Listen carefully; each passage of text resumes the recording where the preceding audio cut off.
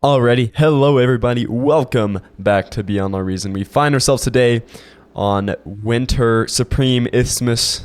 What a fantastic map. I have not casted a game on this map or the tropical variation of it in quite some time, so it's going to be a little bit different for me. I apologize if I'm not getting everything totally correct, but as I was taking a little break from Beyond Our Reason, nothing personal, it's just, you know, hasn't had too many updates recently.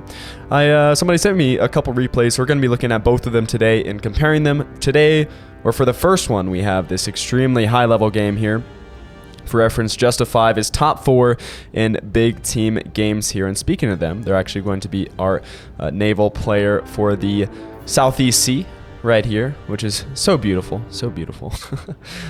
In the dark blue there from Great Britain, playing Armada. On the other team, we have Deck Commander here in the bright red, playing Armada. Let's go. Love to see some Armada still. And yeah, they're going to be TS50 from Thailand. Going to be our air or eco player. I don't remember which. We'll see. We'll see pretty soon here. Okay, looks like aircraft is actually going to be Windows tech support here. Okay, so they're just going to be our eco player then. So Deck Commander's not going to have too much of an influence early game, I do believe. But then later in the game, of course, they will start kicking in here. Supporting these two fine folks, we have Grumpy here in the yellow. Starting off the bot lab, going Armada. Looks like they're going to be just supporting the frontline attempts here in the center. And then opposite them, or not opposite them, but supporting Justify, we have Tequila Path. Almost like Tequila Sunrise. Gonna be making that shipyard there. For the Northwest Sea in the bright green color, 38 TS from France. Awesome. So it looks like we're going to be having quite the fun game here. Now, this was sent in, okay, so I'm expecting a lot from this game. I hope it is just as fantastic as the sender thought it would be. I trust them. I trust them. Honestly, if you have the wherewithal to send a replay, most of the time, vast majority of the time, they're very, very good. And this one has a couple of special moments, which I'll be sure to catch, that they did warn me about. So this is my first time looking at it, though, just to let you know. But okay, so starting off with the shipyard here from Hurricane, they're just going to be sending out, of course, a skater, which is a patrol boat, a little bit of anti-air there as well. We have a couple of construction ships as well. Now, in terms of the updates that Bar has gotten recently, there's only been a couple in the past couple months. Nothing crazy. They changed some mass values, then also added some more explosion effects. Or not effects, but yeah, I guess physical effects. So it moves units more now, which is interesting. And they also made sure to increase mass with the health of a unit too.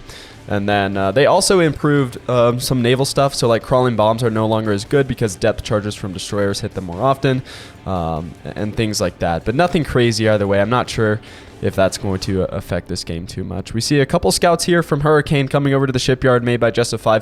Now, of course, Justa is in the... It kind of depends. Personally, I think it's a little bit the worst position because you get that shipyard out a lot later, right? Their shipyard is just getting built here, whereas Hurricane has had theirs built for a while, grabbing some X's, getting some ships out already. Not too great there for them. Same thing for XO here. They just got their shipyard built, just starting to make some Dolphins here. Now, fortunately, Tequila did not build anything good, so Porter light gunboats are just completely trash. I mean, even just a couple frigates here, absolutely just destroying them, melting them in totality. I think maybe that's the problem with Cortex Navy a little bit, is your supporters are just terrible. The Herrings end up being decent, but I think it's not worth foregoing the Dolphins. I think generally most people think that the Dolphins tend to be the better starting ship here, as we do have both Armada players for the sea down here, right? So interesting. And also getting a couple submarines. Oh yeah, the Cortex sub was changed. I think it was this one where it's now firing 2 torpedoes instead of 1. But if both of them hit, the damage value is the same.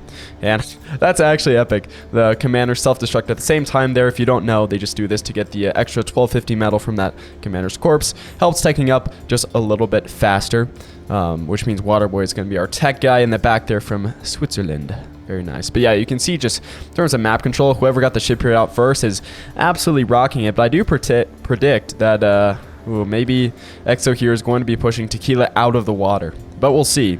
In terms of TS, they're right next to each other. I do think just Cortex is maybe a little bit worse. In terms of the mainland front here, pretty static, as you would guess. Nothing crazy. Couple vehicle players, couple bot players. Actually interesting. 2 vehicle players versus 2 bot players. Of course, their stack defenses here are mounting as well, and the commanders are sitting pretty in the center there. So it is always a static game here in the center. And if it isn't, well, the game's normally over pretty quickly in that case. But the rocket bots here from Baby Oil are, which, again, funny name, is pretty good at bursting out these defensive structures because they do have the longer range. And, of course, given that the rockets, they are rockets, units can dodge them pretty easily. But static structures, of course, cannot. So it makes them pretty good here. Yeah, the shipyard from Justice 5 under fire here by the assault frigates from Hurricane. And yeah, I think this position is just really, really hard. If that shipyard goes down, it might just be over for Justice 5 in the water, which would in turn really impact the whole side of the map here, as well as, you know, potential naval invasions coming in through here as well. And what am I seeing here but some Pensers from ANCAP Cat Trap. Look at these names, man. Beyond all reason, guys. Really incredible at naming themselves. In funny ways. But yeah, some Pensers here. Speak of the devil, got some naval invasions here on Justice 5's little stretch of coastline. Now, they do have their commander there. Should be able to clear up those Pensers as long as they have enough energies for some D-guns there, which they do. Actually, a ton of energy production right now because they do have that geothermal power plant. So that might have just saved them. Thankfully, building up some defensive structures, but I don't know if it's going to be enough. Yeah, it looks like those Pensers are either turning around or they're just waiting to clump up. Which I think is smart, but it might be too late at that point. Shipyard wasn't destroyed, which I'm very surprised at. Or maybe it was just rebuilt because it's at full health. It might have just been repaired. Regardless, still got a shipyard down there, which is good for Justice 5. They're still in the fight. Still in the fight, but they are going to have to worry about this too, which is going to draw resources from Justa. Now, Hurricane is Ospreying, heavy transporting, which is a new-ish unit. Their commander over into the water. Okay, maybe they don't want to get too close, drop too close to the coastline. Okay, no, they are dropping on the dry land. Moving in with the Pensers. Look at this. Look at this attack. You got the 2-pronged attack. You got the commander transport as well as the amphib tanks. Just incredible. What an early little D-Day invasion. Hurricane getting a D-gun on a couple of those windmills. Just 5 D-gunning the commander, which doesn't work anymore. Kind of interesting to see that. Oh, maybe going for the tanks. They've only gotten 2 tanks and like 5 D-guns. Really bad. Pensers are just deciding to move past the commander. Another Penser going down, but that's all the production here, which was some wind turbines as well as some energy converters going down. 2 Pensers do make it past. Going to be killing a little res bot, and then probably a couple mexes, some wind turbines in the back as well. So not super great for Justice 5, but not the worst because at least Hurricane is pushed back a little bit. But that might have been their plan all along here, right? We also have we have Tequila Path here, also landing their commander with an Osprey. This is cool, seeing the heavy transports. You never really see that, or I haven't seen it yet since they've been out. So it's cool to see them in a game actually being used. Penser still doing destruction over there. What is Tequila going to do? Now this does seem kind of like a one-way mission, we'll say. I hate that you can't say certain terms and then whatever. Side note, we do have Hounds out from Exo, by the way, which means T2 is up. Well, or was up. Maybe it was just transferred to them because they are a shipyard player. It must have just been transferred to them. Okay, yeah, Hound doing a little bit of poke damage there. Tequila, looks like they want to go back to the water, trying to save that commander. Interesting. We'll see if it ends up happening. 1 Penser is still alive here, which is incredible to me. Taking out a grounded light transport, but does end up dying to the laser towers. And then we do have another assault on the shipyard here, on Justice 5 shipyard, with the big assault frigates and stuff. It's actually just assault frigates. And then we do have the destroyer coming in as well, which is going to be able to put the hurt on it if it wants from range. I mean, look at the range on this guy. It's quite nice. I think they've updated the graphics. I know they updated, like, you know, you can see where it can shoot. But also I think the lines just look a little bit nicer now. And I also noticed the starting screen looks a bit nicer now. So they've been doing some nice quality of life. Or not, you know, little small UI changes on the side there, which I think is great. Helps the game, you know, or stops the game from looking dated. Not that I think it does. And I think, you know, to be quite honest, people that play RTS games are quite used to games looking dated. Just the way it goes, I guess. And a Hurricane returning to the water there. Okay. All right. Shipyard's still up here for EXO, but it's not looking too good. I was wrong. Tequila's actually just putting on a great show here. Now, the commander might go down, which would be quite rough. Down to 14%. They just don't have the energy to cloak and move because that is just an expensive cost. And, yeah, they're going down. Yikes. And that's probably just a free resurrect there unless they move the ships over. But the ships are going towards the shipyard. If they do take out that shipyard, that is EXO probably just completely evicted from the water. Yep, that's what it looks like. So yeah, I think if you start here at these spots, you're just much more dominant. And I know, like, okay, it's easier to protect from here because you got these islands and stuff, but I think in reality it often doesn't play out that much easier unless you happen to scrap by like Just5 is doing. But I think maybe the play is to boost these players economically so they can produce a lot more ships easier, kind of cling on until they can start getting a lot of boats in the water and pushing back. But we do have quite the push here from the cool colored side from Will Ramos the Brave, pushing in with their commander and some aggravators. Now, these aggravators aren't, well, they're doing their best. They're doing their best, right? They're not going to be the most effective pushing weapon. We also do have quite a bit shell shockers here. Lots of artillery, as well as some Whistler missile trucks. So lots of range here. Not a lot of frontline defense, but able to put the hurt on those rocket bots from afar. One of the few early units that are, outrange the rocket bots, which can be quite useful. In terms of the air war, completely going over to Waterboy here. I don't know what Windows tech support is, what happened to them. But their fighter production, looks like it's ramping up now. They just don't have a lot of fighters in the sky. So I don't know if Waterboy is looking to take the advantage there for a little bit or just hold on a little bit. We'll see. Hurricane's still pretty dominant here, but hasn't quite excised Just5 from the game quite yet. We'll see if it happens. We do have the Tsar out here from Will Ramos. So again, T2 is out in force now. 31 kills on this bad guy. Very heavy assault tank, just fantastic. It's like the Riot Tank's, older, meaner brother.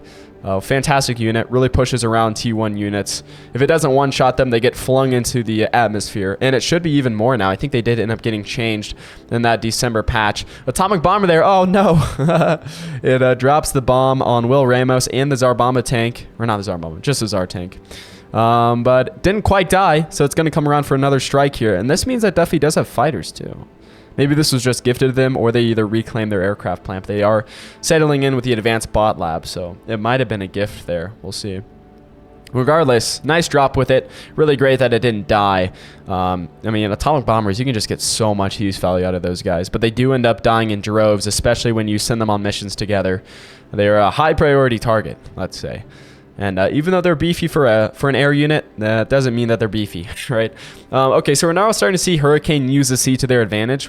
We haven't really seen that too much from Tequila yet, even though they do have the sea completely under their control. But yeah, just bombing the crap out of these, shoreline outposts here. If the shipyard wasn't here with Just5 protecting it, I mean, getting that too. And once you start getting the, oh wow, I forgot what it's called, the missile ships. Oh, they just have a shipyard 1. Once you get to the Tech 2 shipyard, and start getting those missiles that do the huge AoE damage. Whoo boy, it's you're in for a rough ride there. And of course, flagships too being quite useful as well. Yeah, still a stalemate here, kind of no man's land type situation in the middle. Although it is in the favor of the cool colored team. We're starting to see them encroach upon the bases here, right? I mean, we can see. Oh, I think there was already their production facilities already destroyed. In that case. Yeah, pushing all the way up to this line, all the way up to Dark Fury's little army there. There we go. But we'll see. We'll see what ends up happening. We do have a couple skaters here from Justa doing a little patrol action. I think Hurricane has spotted them, moving some ships to intercept at some point in time. Stormbringers from Windows Tech. We'll see if they do a little T1 bombing raid sometime. Yeah, it looks like the fighters have kind of dwindled from Waterboy. They're not producing them anymore, which is a little bit interesting. Maybe they're rebuilding a T2 aircraft plant somewhere else. That is the end for the shipyard for Just5, as well as for all their boats. Oh gosh, stuck between a rock and a hard place. If I've ever seen it. And the atomic bomber does get a nice bomb on that geothermal power plant, but does go down as well. I don't know what was so funny about that. And, oh gosh, lots of pings here from poor Baby Oil in distress on these, about these T1 bombers from, the Stormbringers. Now let's see what target they choose. Please drop it on the closest target you can find. A lot of times people like to go all the way in the back with their bombers, but they never make it. That's a problem. But they do drop right on this advanced geothermal power plant. Does that blow? Oh my gosh. Holy cow. Holy cow. 82 health left on that bad boy. Honestly, a couple plane models dropping on this guy and it'd be over. Okay? That's insane. The fact that that didn't go down is a huge boon for the Cool Cooler team. It also should be a huge wake-up call to please build anti-air, static defense, and ships. Nice atomic bomb there from Waterboy. Hitting poor Hurricane's navy. Well, the battered remnants of it, that is. What's in here? A skater. Okay. I think it'll be okay. But yeah, Hurricane now controls all the seas. And again, like I said, the people that start on these coasts here just have the advantage, it seems. So your Navy player that starts in the crappy position really needs to be helped. Honestly, the seas are the way to win this game. There are very few games where you lose the sea and still win. So it's quite important. One of the things I actually like about this map is sea game's important. A lot of maps, like people's favorite map being glitters, hurts my soul because obviously there's no Navy there, right? Okay. But enough about that. And what are they even producing here? Naval engineers. Okay, so just some construction stuff. Kind of taken for granted that they have the sea there, which it's pretty fair, honestly. And what are we seeing here? Just, yeah, a shipyard trying to be built by EXO, but I think it's kind of a doomed endeavor. I mean, you're going to need a few more defenses than this poor anemone, which, oh my gosh, is literally just hitting the ground here, I think. No, it is. They're finding their targets a little bit, but still. The shipyard stays up. I'm actually kind of surprised. A few construction turrets able to keep that thing alive there. Yeah, Tequila really needs to build some more heavy-hitting ships there. Another atomic bomb drop from Waterboy. Not sure exactly what it hit. Clearly destroyed it, whatever it hit, so nice job there. Oh my gosh, huge mass assault from Will. Just the full-on grunt push with the Tigers in the back. Looks like they've foregone their Tsar. I love seeing those tanks, but nobody ever builds them, unfortunately. And the Quakers as well. Have they gotten an updated model? Or have I just not seen them recently? Interesting. It did pretty well. Broke through on this side, did a lot of damage. Destroyed whatever firmament had left, basically. But Dark Fury was able to stop that assault, mostly with their Recluse spam from Duffy, which is, hey, you gotta do what you gotta do. The spiders are nice because they can camp in these hills and shoot from down there if they need to. Yeah, pretty interesting here. And we're also seeing some platypi from Duffy as well. See where they decide to land. They might forego over here. Another thing I forgot to mention, with the big minefield here that's about to be built. Mines are worse now too. I think they're more expensive. The energy cost to keep them cloaked costs more, and some other stuff like that. Again, not huge game-changing stuff, and maybe mine spam isn't as good. Although, honestly, I never really see it except for this map where you put them right here, basically. So, yeah, I don't know if it was super necessary, but I imagine the devs know a little bit more about this than I do. Okay, let's stay humble, folks. All right, and yeah, the platypus push is trying its best, okay, but it's getting kind of beat down by blitzes, which is a T1 assault tank, which is kind of funny, and platypus are, of course, a T2 unit. So that's a decent amount of metal just going down the drain for Duffy. Doesn't really accomplish much, but does let these people know, hey, get some more defenses there, because like 5 platypi, we're getting through. The advanced shipyard just goes down for just a 5 with no aggression from Hurricane at all. So we're actually seeing both of these people in the crappy position bounce back with shipyards, which I think is really interesting. Right after I secured my intellectual victory over them, it flips back in their favor. So we'll see how that goes. I'd love to. I mean, just 5, of course. Top 4 in the large team game leaderboard. That's you know, something to brag about. So I imagine they'll be able to do a lot with what they've been given here. Hurricane really should have kept up the pressure, because it's not like they destroyed their you know, building capacity, just their unit production, right? They do have a dreadnought out here, the old battleship, which of course quite a great unit, huge range, kind of better for the larger targets because of these big guns. But yeah, it should fare quite well against, you know, whatever these things are. Maelstorms, fast raider skirmisher. That's new. Huh, interesting. Or I'm stupid. Oh, this was in the naval edition, and I just never saw them. Okay, let's go to the action, guys. What am I doing?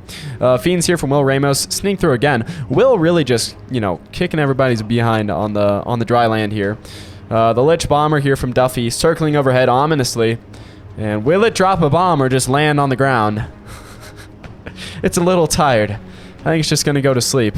Oh my gosh. And yeah, we also have some pyros from Baby Oil just rampaging as well. Lots of energy converters going down, so that's a lot of free metal out of the way, as well as wind farms, of course, taking the heat as well. Bomber ends up dropping on that pyro there. Oh boy. That's quite interesting. This is also quite interesting. Look at the amount of Navy that Justify's been able to build compared to Hurricane. I just don't know what Hurricane's doing. Oh, Justify just has more metal than them. But not that much. I mean, most of that was reclaimed. They have like 10 more for regular production, which isn't insane. So I don't know. The bomber here from Duffy. We'll see what it does. Oh, just gets shot by flak. Yeah. Oh gosh, no. Oh, losing the atomic bomber is rough. Yeah, I don't know why they were going out here. Maybe they wanted to get this, but I'm not sure. Yeah, ended up trying to divert just a little bit too late there. Got shot down over the cold, stormy seas. All right, Hurricane coming in here with the battleship, as well as, of course, the destroyers, some frigates, some anti-airships. Just the whole kitchen sink, baby. And the Barracuda here has spotted them, of course, but it has not decided to engage. Probably pretty smart. Yeah.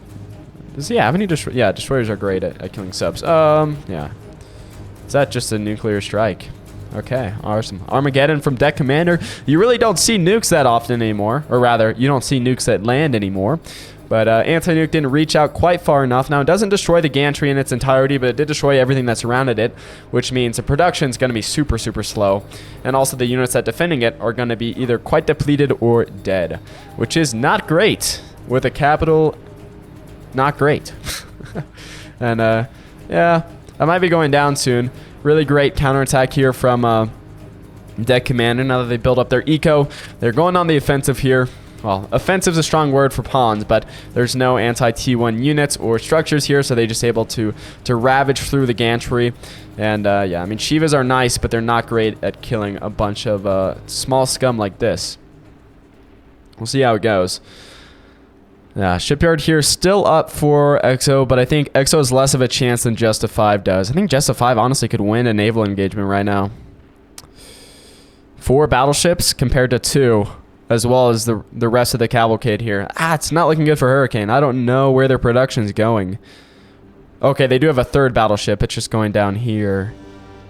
For what reason, I'm unsure. I don't know what... Maybe they're trying to catch a flank attack? I have no idea what the plan is there. Another nuke gets caught by the anti-nuke there. But that's a good nuke from Deck Commander. I'm actually still in a little bit of awe. I didn't expect that to hit. I feel like every nuke I've seen recently has been a nothing burger. So it's nice to see them hit sometimes. Generally in these higher level matches, everybody knows when to build anti-nuke to protect against stuff like that. But yeah, the nuke hit and they ended up losing a gantry for it. So that's a cool team. Of course, they're higher in production for energy and metal. They're higher in army value. And then higher in total metal and energy produced. So, like, they're still sitting pretty, but not as well as they could be. A lot of that transfer to Duffy. Okay, I think just probably Deck Commander's not willing to micro it, which is fine. I mean, they're probably focusing on doing some more eco here. Yeah, building us some more fusion reactors. Still no APHIS. Sad. Oh, gosh. Okay, what? Oh, the Navy here from Tequila Pack just getting annihilated by EXO. Oh my gosh. Good lord. That's quite gory. And then of course we do have some small gunships getting on the action too from our pink player, which would be Windows Tech? Yeah, Windows Tech support. Air 2. Okay, so the air is a problem, but that wasn't your main problem here. The main problem is getting completely encircled by the enemy Navy and then sitting there, unfortunately. So that was that's big yikes. But we do have Waterboy coming in here, cleaning up the gunship, so they got some small retribution. But that's quite nice from EXO.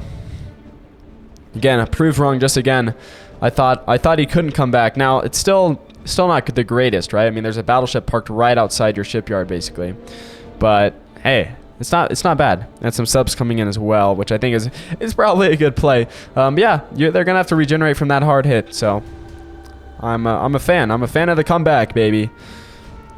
It's a good look, but this isn't such a good look. Although the metal per second is flipping towards the warm colored team, slowly but surely. Which could spell the end of the cool color team. We do see the nuke explode in the sky there. Very nice. We do have a flagship coming out from Hurricane. Okay, Just 5's got to go in at some point now. The flagship's just able to rain shots from afar. It's basically a long-range plasma cannon that floats. And it's going to mess up your navy and any surrounding structures with ease if you let it. So yeah, that is going to signal the time to attack for Justa. Although, yeah, kind of a flaky attack here. They do a little bit of damage and then divert off to the side. Not sure what they're trying to do. Maybe flank around to get to the flagship. They should just engage at this point. Yeah, the fast raiders are getting demolished. And I don't know if they have enough battleships to do this. We'll see. I mean, if they get the flagship, that's a huge pick. Over here on the top, we do see Exo getting just demolished here. But I really love this Navy game. Sorry if I'm focusing too much on it, but it is just a lot of fun. Gunships over there, doing a little bit of raiding on Hurricane's, you know, production abilities. Or resource acquisition abilities. How about that one? Oh gosh, and the shipyard actually getting touched here by Just a 5, and it is going to be going down, so no more production for Hurricane here for just a little bit. But I think they do end up losing the naval conflict in the long run. 3 battleships are still up and pretty healthy, and then you've got a cruiser here as well. But I don't know if that's enough to take down the big old flagship here. The Epoch, yikes, isn't enough. And then we also see some torpedo bombers here. From Hurricane as well. These guys are also only dropping 1 torpedo now instead of 3. I think it was these guys. It may have been the Armada. These are Armada. I don't remember. I'm sorry. I never see torpedo bombers. And I also haven't played this game in like, it's been a month. Mammoth Gaming, baby? Oh, I'm missing it. Oh, I love Mammoths. Awesome. The Mammoth charge in the middle. Will Ramos continuing to secure their spot as my favorite player in this match. Not that I'd ever be unbiased. Of course I wouldn't. But the battleships here for Just 5 all went down. And then just a couple cruisers trying to make their way back home. So overall, it might have seemed like just a win initially, but they left all their navy and all that metal, 27,000 metal. Oh my gosh, just sitting in the water here to rot and probably be captured by Hurricane if they know it's good for them. We are seeing Waterboy come in with their Air Force. I don't know what. I guess just trying to screen for poor Justa, but it's a little bit too late. I wish they had some torpedo bombers of their own. Oh, Maelstrom goes down. Yikes. Yeah, colossal, like, Pyrrhic victory for Hurricane. But if they start reclaiming this stuff, it can be just a massive victory in general. And they are starting to reclaim it. They really got to get some more support subs in the water, as well as just other ships, because all they have offensively right now, or even defensively, is their flagship. And that flagship is targeting the Razorback here. Don't know if that's the best use for it. Yeah, because you're hitting your friend's structures there. Oh my gosh. I would not do that. Okay. And you just kill your friends. Fusion reactor. Awesome. Awesome W for the warm color team. I'm kidding, by the way. Of course it was an accident, but what is going on? What is happening? This guy is doing insane damage to their own team. He has to be stopped. They just let it auto on whatever it sees, which is a really bad idea. Yeah, I don't know if that's the play there. Waterboy just clearing the skies here. Yeah. Torpedo bombers rushing home. Probably for the best. Oh, they do. Okay. Yeah, Commander does go down here for Dark Fury. After the stab in the back by the flagship. They don't got much left. And yeah, we are starting to see the coastal bombardment from these battleships from Tequila. Still no like longbow cruisers or anything, which I think is interesting. But okay. It's fine with me. Nice pulsar here, really putting in the work. It's been shooting a lot of lasers out, but only 1 kill so far, which is kind of interesting. Ideally, it should be like the last hit machine, but it is not. And yeah, we are seeing the slow march of Decay's welders here. Welders continue to surprise me by how much players use them. I never think of using them, but they seem to be pretty well. I mean, they're quite slow, but they have a lot of health for what they are. And if they reach your base, they can do a lot of AoE damage. Just get a lot of hits on a lot of things, which can really help if you're taking down stuff like construction turrets. And they're also supported by a Razorback, which of course would help. Starting to see some players drop from the game now on the warm-colored side. And yeah, I just don't see a way out for them. It was a good effort from Hurricane, honestly. They did a good job in the sea for the most part.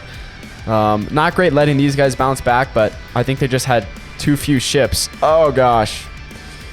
Yeah, that's it's going to be Hurricane's base. T1 units kind of suck. Well, you can view that either way. But yeah, probably. Probably agree. And some Strat Bombers here from Waterboy as well.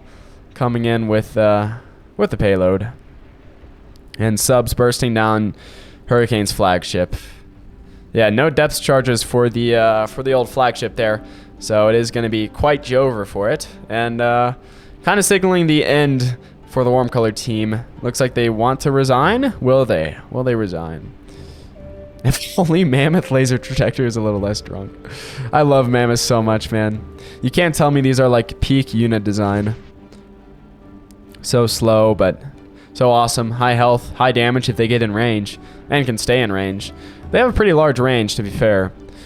For what they are. But yeah, 43 kills on this guy, 84. And they just crump T1 units completely. It's a sight to behold. Still waiting on a couple votes here, I think, for the big old resign. But yeah, it is. It is. It's coming in. Hey, I think that was a pretty impressive game, honestly. I was happy to see it.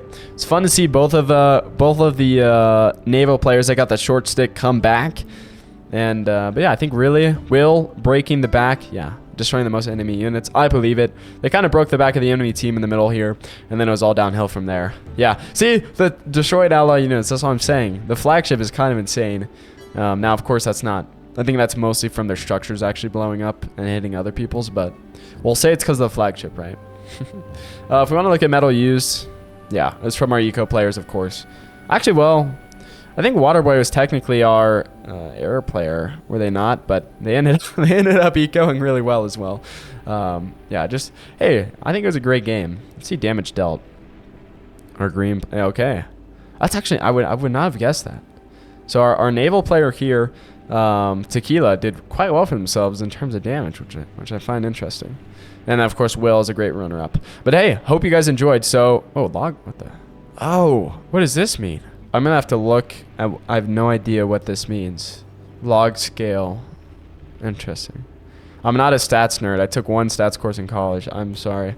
Anyways, let's move on to the next game. It's gonna be a regular Joe's game. We're gonna try to analyze what they could be doing better, but also just enjoy the spectacle of it all because it is, beyond our reason, one of the best strategy games in the whole world. All right, hello. We are back on Supreme Isthmus Winter version for our noob game, or I guess our Bronze League Heroes game, baby. So the person that sent this in, they spectated the last game and then they played this game. So they kind of we want to look at, you know, what they do differently from people that are high elo. You can see, I mean, we like 28's not bad. That's reasonable. 27's also very reasonable. But for the most part, these are lower tier elo players, right? So we want to be looking at what they can do better. Not just in respect to this map, because I'm not a Isthmus gamer. So, you know, I'm going to try to make my critiques more specific, or actually rather more general, to how you can apply it to other games. All right. Or other maps, rather. So let's look. I guess starting off with our best player here on the cool color team, we do have Snidely Whiplash in the dark blue, playing Armada, starting off with that bot lab. And then going towards the coast, right? Helping them is going to be Teaspoon in the back here, also starting off the bot lab. So yeah, it looks like they're going to be our eco player for the cool color team.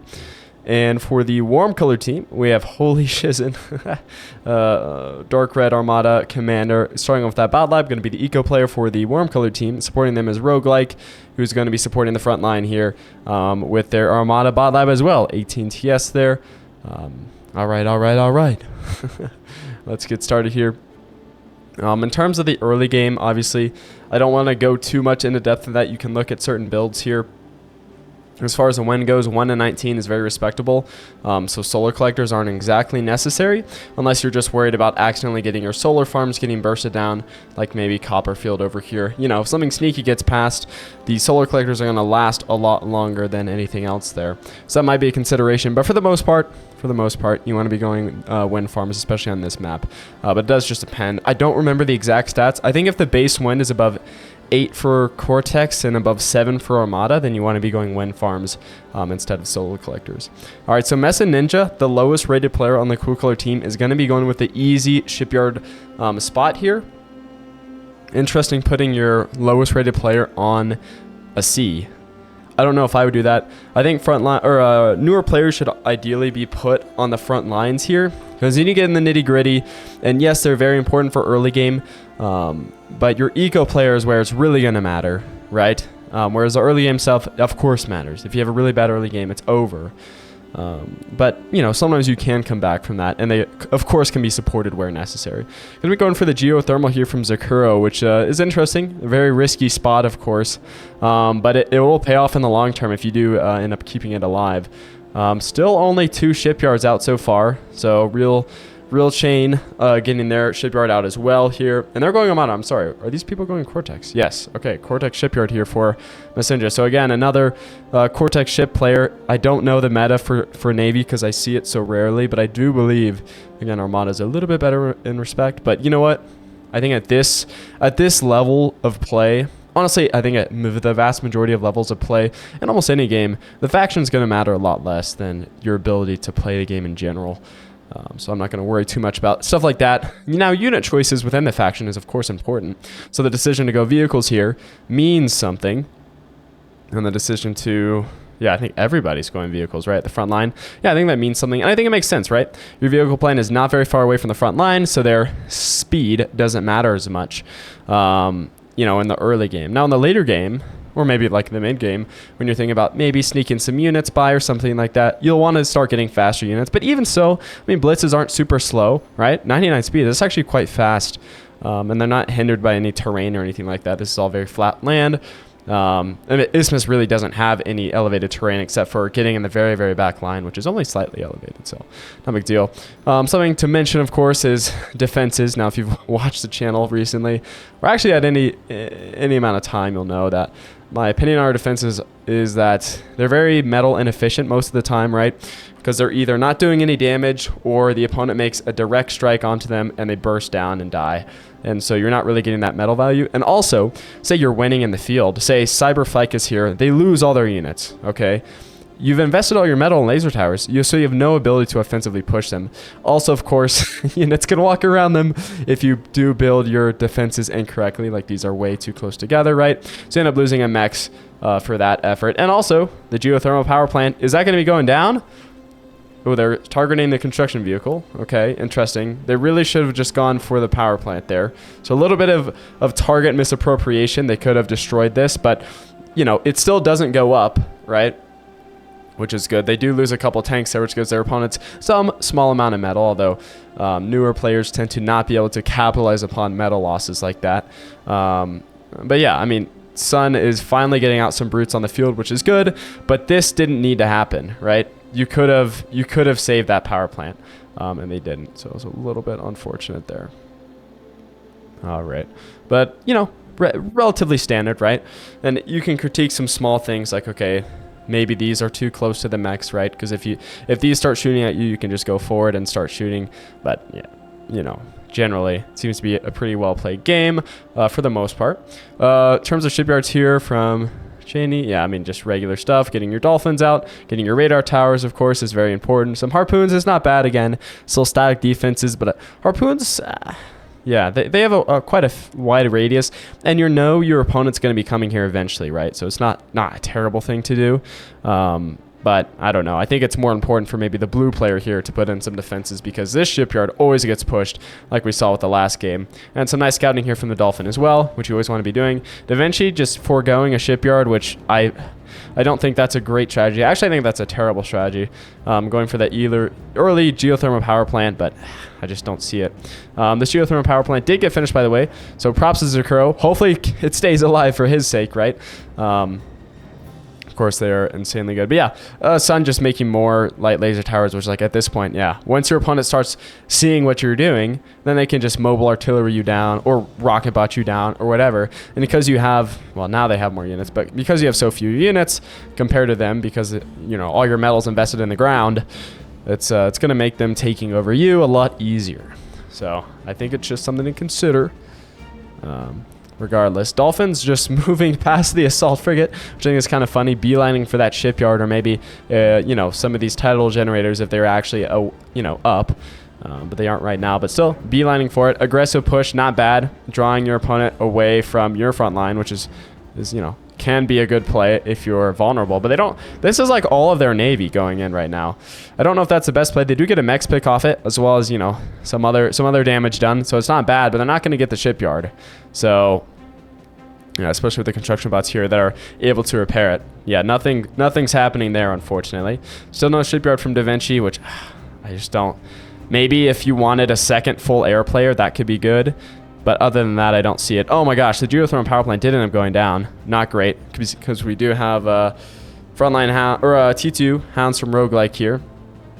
But a little too late, it seems. Oh my gosh, yeah, brutes from Copperfield. Obviously, just having them sit there is not a great idea. But it ended up, you know, working. So they ended up getting the mechs, getting the geothermal power plant, you know, wasting the front line basically. But now Cyber Ficus is on their own because all those brutes just died right there. Copperfield's commander is a little bit out of position here. And yeah, also we should note laser towers are not great against vehicles because they just have a little bit too much health for the laser towers to do their work. Now, you know, this isn't bad, right? These are set up to help each other and stuff, and Ficus obviously has a military that can move as well, so not the worst thing in the world. Also seeing some hounds from Thin Feroth, who is, okay, just a support player back there. Awesome. So hopefully you start seeing some T2 going out to these frontline guys as well. Okay, it looks like, yeah, people are paying for stuff, but I was going to mention for like noob games or bronze league games, right? You know, the system of paying for T2 is a little bit less well established, especially if you're new to like this, you know, total annihilation genre. You know, that might seem like a foreign concept, because I think in like a lot of RTS games, you know, say something like, I don't know, I don't want to mention it because I'm not super familiar with it. I used to play it back in the day, like StarCraft 2, when you play team games, which I know isn't very popular, but it's kind of one man and you happen to be allied with someone else, but you're not sharing workers, you're not sharing you know, fighters or anything like that. It's very, very individual for a team game, if that makes sense. Whereas Beyond a Reason, you know, it's a whole team effort, right? If your Navy player's dying, you can send them resources, send them builders and stuff like that. And, you know, it is kind of on the whole team if the Navy player dies, right? Obviously, this person has to do their work, you know, but it's a whole team that should be supporting them if they start failing, which I think can be kind of alien, especially in these lower ranks. We do have the destroyer out here. There we go. Going to be bursting down the sub, hopefully. It's not moving. There we go. And yeah, some tile generators getting hit there. I love the use of subs. We didn't really see them last game. We saw a couple, but nothing like this. I think it's fun. You know, little sub raids. Feels historical. Feels thematic, shall I say, immersive. But yeah, tile generators going down. Destroyer is just not, it's able to kill them, but it takes so long. Subs are able to get a lot of value in, because I mean, each of these is worth 90 metal. The subs are only worth, what, 120 or something? Let's see if we can find one. I don't want to talk too much about it. We do have a nice bombing raid here from Senna. So the air player for the Crew Color team. It's a little bit of bombing done. Not bad at all. Almost gets the geothermal power plant down, which would be nice. Obviously, it's not built, so there'd be no explosion with the advanced power plant. But it still would be nice to halt the production on this, at least for a little bit. But unfortunately, yeah, it didn't end up doing too much. But hey, you know what? It's a start. It's a start. They do need to make sure that they have enough fighters up here. They don't have that many fighters, but yeah. I mean, there's a lot more fighters for Warpet, but Warpet doesn't have the bombers out. So even if they did get the fighter advantage, the bombers, like, they don't have any bombers to capitalize upon it, which I think it can be kind of rough. The only thing I would say is if you're playing Armada against a Cortex air player, it's nice to just have a bunch of fighters so you can preempt any shuriken shenanigans, and you don't necessarily have to worry about bombers as much, because having fighters kind of is a boon in and of itself. But anyways, yeah, some nice hound use from Thin here. Normally, yeah, it's good to see everybody supporting the front line. Somebody's commander is going down out in the water here. Is that Oh, it's the blue commander. Snidely's commander all the way out there. Must have been going for a sneaky D gun. Doesn't quite work. Because I feel like a lot of units just have sonar, so it doesn't work as well. But yeah, commander does go down. That is a bit of reclaim, and it is being reclaimed actually right now by the Grim Reaper sub. So I'd love to see some reclaim units in the newer players' games. I think that's pretty awesome. Still, yeah, Da Vinci, I know they're like tier 0 or 0 OS, but I feel like you should at least attempt the shipyard, because if you just give the sea over completely, missile cruisers start to come in and everything along the coast falls, which is super, super detrimental. For obvious reasons, right? And looks like Snidely's kind of crumping poor wheel here. Yeah, not going super great. Now, of course, oh, I thought the harpoon was going to get a kill. Oh, torpedo just whiffs. Unfortunate. Yeah, they're just kind of sending in their destroyers one by one. It's nice to keep the destroyers back and take a few pot shots and stuff, but yeah, this kind of movement isn't great, especially when you have the smaller force. But they are backing off, I think mostly. Oh, resurrected frigate. Mostly because they just have a lot of ships that they would like to repair. Oh, we are seeing some bombers here from Warpet, just as I spoke of them not having any bombers. Let's get a little nice, yeah, some nice bombing. Close air support. You love to see it. Better close air support than gunships, that's for sure. Oh man, the gunships need some kind of rework. They're so bad. Except for maybe the Wasp is pretty okay at this point. Ooh, bombers go in again for a second strike, but they do get caught up by the fighters there from Senna. So hey, good job on that. Now their fighters do get caught trying to leave this air zone, and there's no ground anti-air. And honestly, I'd love to critique this and say it's just a noob problem, but I feel like even the pros, we've had so many games be lost because there's no ground anti-air facilities, which is just so alien to me. It's such free damage, right? And especially in like an Isthmus game where the roles are very defined, air is going to be coming to your location eventually, so you might as well protect yourself. But I think players just get a little bit greedy, or maybe they just get forgetful. Sure, certainly they won't bomb me. I'm the main character. Yeah, destroyers going down here for Shaney. I guess there's just too many Corsairs to deal with, right? Their production's too slow. They only have one construction ship on their shipyard and a few construction turrets. Whereas I think Snidely has they had a lot more units, but they definitely have, 8 construction turrets there, which is definitely going to be giving them higher production values, and they keep winning fights. So they keep Shaney's, Shane's offensive. Shane's production low, right? And advanced metal extractor going down there. This advanced geothermal power plant is still not up, but a fusion reactor is going up, which is very weird to me. I don't understand this build order. Not the greatest, but something to work on for sure. But now that they've won the sea, but I don't know what's going on here. They're getting bombed by Stormbringers, which is never very efficient. But hey, it does a little bit of damage, trying to get them out of the area, which is nice. Again, it's a team game, right? You're saving your naval player by using your Air Force, which I think is cool. Now, how long that's going to last? Surprised there's not some more subs out here, but to be fair, they have been producing a lot of destroyers, and they're continuing to, so not much you can do about that. T2 is still not up for a frontline player, or at least that one? Yeah, none of them are up. Why? Why? Really interesting, because we're 14 minutes in. These guys should definitely have tier 2. So again, I think that's more what I was saying. Like, they don't get exactly like buying T2 and stuff, but you know what? It's not the worst crime in the world, but T2 at this point in the game could be really, really helpful. Starting to see an agitator come up for Tiberian Sun. Now, these long-range artillery pieces are good to me because they're like almost guaranteed hits. Golly. That's some nasty rocket shots from the Arbiters from Kai. Great job there. Because they tend to like almost get guaranteed damage, and they also just harass the opponent, so they either have to pull back to where they're not in range, at which point you can start creeping up more defensive structures, or just take mexes safer, or they have to come at you, and hopefully now your stag defense is coming to play along with your army and stuff. So I think it's good. In this case, they just decided to pull back, and I don't exactly see Sun moving up and getting these like this should be a mex that's gotten, right? And maybe even this one too, although yeah, that could be a bit risky. Actually really risky. So maybe not that one, but I understand the other ones. Messenger, I guess they should really be building long-range attack ships to start bombarding stuff like this. Long-range attack ships, as well as some anti-air ships, and that's a free zone. We do end up getting the shipyard taken out for Shane here, which is a little bit rough to see. Chi. Yeah, GG for that C for sure. Fighters are lingering around while there's anti-air ships around, but they do end up, yeah, being just fine. Yeah, and they actually win the air war against Senna here. They do have some whirlwind bombers, so they're cooking something up. We'll see what it is. I'm taking out the last few structures here on the sea. So both C's controlled by the cool color team. Yeah, that's really, really bad. That is horrifically bad. Honestly, like, this guy should have been boosted with some workers from the yellow player, because you know you're the target here. When this C is lost, it's our yellow player here and our pink player here when this C goes down. So it's in your best interest, even if you're just thinking about this as an individual game. How well do I do personally? You do want to be boosting your Navy player, you know, if you can, obviously.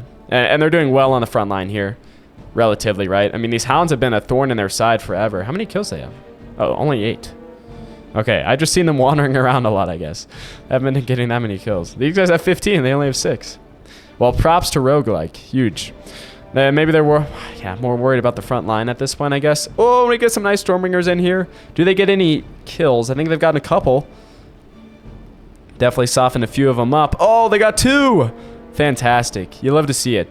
T1 bombers being used on units. You don't see that super often, but it's been effective here so far, so I'm happy. Devastator. Oh, you never see those either. It's not going up though. Yeah, these plays are interesting to me. Oh, Tiberian Sun asking for T2 at this point. Yeah, 17 minutes. Honestly, you could have probably should have built it yourself at this point, but what are you gonna do about it? They need some long-range ships. I mean, flagship battleships would be nice, but messengers are king at bombarding the shore uncontested, and nobody's building torpedo bombers, so you basically be safe. Yeah, very interesting to me. Oh, the fighters are from Snidely, so they have the Navy and fighter force, which is interesting. Normally, you just go anti-airships because they're so good, but fighters are good too, obviously. Construction ships coming over for something devious. Just building metal constructors, actually. Yeah, frontline stack so far. Ooh, nice pulsar here. One of the longest, very, very long range stack defense here. So hopefully it's going to be getting some good damage in. But again, something I'm worried about with Copperfield is they don't have any mobile army. They do have the anti-air vehicles, which props. But they definitely want a mobile army because, you know, stuff can sneak through. And if somebody's attacking you, it's nice to have teammates like this. You want to have your own defense force as well. FICA's building their own advanced vehicle plant, which it hurts to see for frontline players. They really should be given T2 at this point. I mean, I know it sucks a little bit of production away, giving away a T2 thing, but it should be given away at this point. And T2 metal extractor goes down there, which is a little rough. This one was finally built on, which is good. The hounds here patrolling along the coast for Farath, trying to get some damage in there. They're doing a little bit of stuff. The hounds are coming in though from Roguelike, and these guys are kind of just stuck in the middle. Yeah, not great. Jaguars coming in for 7s. I don't know if that was the best attack. You give your opponent. Okay. Well, I don't know why the. I wish the reclaim feels like you could divvy them up somehow, but you give them a good amount of metal, right? 180 for each wreck there. And there are quite a few wrecks. So hopefully it's on Zakro to reclaim this, right? Currently they don't have any reclaim bots, but that could propel them towards T2, which they're going to desperately need here in a little bit. Especially with Ficus getting up T2. This is a great play. Now it's going to be a slow play as well, right? And it's also going to be 2,900 metal, and you're stopping your T1 metal production, but it's going to be so worth it. And they have a really good army right now. Honestly, a little bit, they should be pushing up, or at least, you know, when Thin Farath, like this was not a good attack on its own. But if Ficus came in as well, that would be pretty good, right? I mean, especially if they get something like the vehicle plant down, or even just these construction turrets. Although it's interesting, they built so many, they don't even have they have 13 metal a tick. It's really bad. They need to get this and protect it, right? That's super rough here. Yeah, also not seeing the messenger ships yet from Whiplash. They have the advanced shipyard. They're building anti-air, which is good. Anti-air is great. They're gonna want some damage dealers soon here. A few of the Marauders coming out from Teaspoon, and yeah, I mean just eventually not. Okay, we're seeing some fast attack hovercraft come out, which is it's nice. It's a little late, but it's good. The play not to get the shipyard here is just not, it doesn't make sense to me, and they really haven't done much with it, right? Like 20 minutes in the game, I don't think they made like any units besides construction bots, right? All right, fighters coming out, fast attack hovercraft coming out as well. They're going to be a nuisance, but nothing more, right? They're also providing line of sight, which is always helpful, and map vision. Oh my gosh. The cool team wins the air war over the warm colored team's bases. Again, there's no Savic anti-air here. And now we get some Stormbringers coming in. Or I'm sorry, Whirlwinds. They do a little bit of damage there. Nice, nice.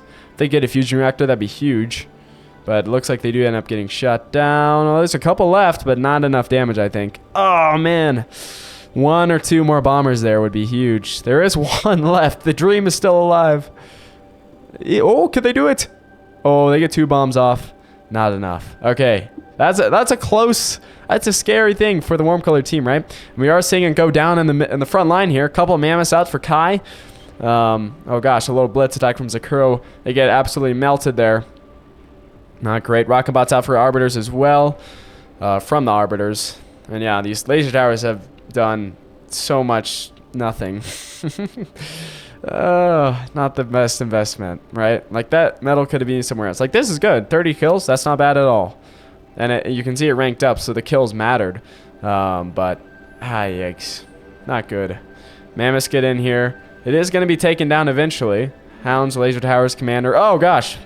Commander needs to run far away. Nice little gremlin push here from Ficus. Great job. They got 5 of them. Let's see what they can do with them. Yeah, still no bombardment ships from... the gantry play is really funny and cool. Honestly, I think the messenger ships would have been a bigger deal. But you know what? I'm all for it. I'm all for innovative plays. I think this is fun. Yeah, a couple of Titans on the shore with no warning. That's going to be huge. We are seeing the big Marauder build up from Teaspoon as well. And yeah, I mean, the walls are collapsing for the warm-colored team now. Oh my gosh, we do have some fast attack hovercraft from Holy coming in here and killing some wind farms. Is it the biggest thing ever? No, but you know what? Props for trying something, right?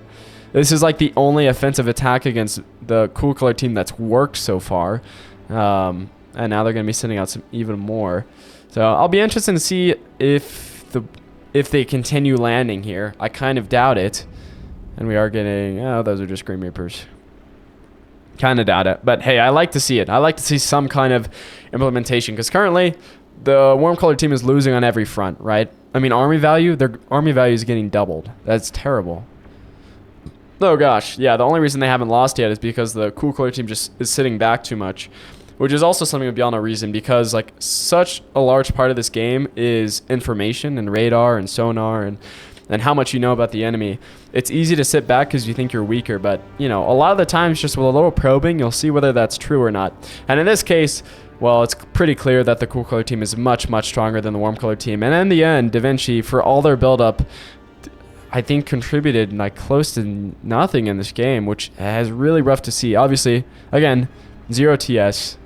It's nothing crazy. It's not a competitive game or whatever. I'm trying to say it doesn't matter. Like, it's chill. But, you know, I think the shipyard would have been way better. Or even if you were building up, at least trying to contribute to some kind of front, whether that's on the air or if you're sending more units to the front line or anything like that. But I think it's a foregone conclusion at this point. Roguelike's asking for a reactor. I think it's a little late for that. Oh. Yeah, and then the Marauders are just rampaging. Front line is also, I mean, it's fallen, but it's still recoverable. You know, if you just look at this part of the map, you know, it could be way worse. But you know, then you look at everything else, you're getting wasped to the ground. You know, if the wasps are doing damage, you know the game's gone poorly. That's just a dig at Cortex. Oh no! Paralyzer just goes down immediately. T2 aircraft, man. Yeah. The last bastion of the Red Defense Seeker hovercraft. Oh, man. Yeah, hate to see the slow demise, but you know what? I think overall, it was competitive here on the front line. There were some mistakes made with the air defenses, or not air defenses, with the stag defenses. This was a huge mistake, which I keep reiterating, sorry. And then in the end, this shipyard, you know, they had the advantage, obviously not in skill probably, right? But in start, they had the advantage. They should have been boosted by their teammates, probably yellow, not any of the frontline guys, but, you know, maybe some of the eco guys. I think, you know, sacrificing a little bit of your eco to help your Navy is going to be huge, or could have been huge, but it wasn't done. So that's kind of what I see, right? There's a lot of small mistakes, and they end up adding up. Yeah, especially on something like this map, where if you lose one part of the map, the rest just goes completely haywire. You really, really got to help your teammates, right? Because in a normal map, say if this was like Litters, where it's all land, this is all land, right? This is your box and your opponent's box. If one of your teammates here starts going down, you can send over stuff to support them, right? But in this kind of map where it's completely divided, if you see your Navy player start losing, it's easy to say like, oh, that's on them. They need a, we just had a bad Navy player, whatever. But this is a huge impact, and it does impact you, and it will impact you. So you might as well give them resources, even if you can't build ships. Obviously, giving them energy, workers, etc. But hey, good game all around. I guess I should say at the end, this was sent in by Cyberficus. I didn't say at the beginning because they won. Almost all the replays I get are from people that win games, right? Which makes sense, right? There's almost zero reason to send in a replay if you lost. But I didn't want to spoil anything. So thank you very much for sending in the 2 replays. Hope everybody watched this, had fun. I know I've been taking a bit of break from Beyond No Reason. It'll probably continue. Maybe I'll come back for the VFX update. But at this stage, you know, I've been playing Beyond No Reason for like 4 years now. The game is losing interest for me, mostly just because it's the same stuff every game. Like I can't tell you how many Hound games I've seen. Like there's just the default units you see every time. Sometimes you get a little bit of other stuff sprinkled in. You know, sometimes you get ambassadors or whatever, but most of the time it's this kind of stuff, right? Which I think there's not as much iteration going on in the game as I'd like, and I think that's mostly because the updates just come out very slow, which again, it's a volunteer team who's been incredibly nice to me, and they made a great game, you know, but 4 years is a long time to play a game. I know people play Dota for like 10 or whatever, I don't care. 4 years is a lot to enjoy a game, so I've enjoyed my time with it, but I'll release a video every now and then again on it. But I'll probably wait till Legion comes out, till the VFX update comes out to start regularly doing stuff again. But I hope you did enjoy. And yeah, thanks for watching. I guess if you made it this far, you're not subscribed, subscribe, because I will be making more Beyond No Reason stuff, as well as some other, you know, more experimental stuff. But I hope you enjoyed. Adios. Have a great day.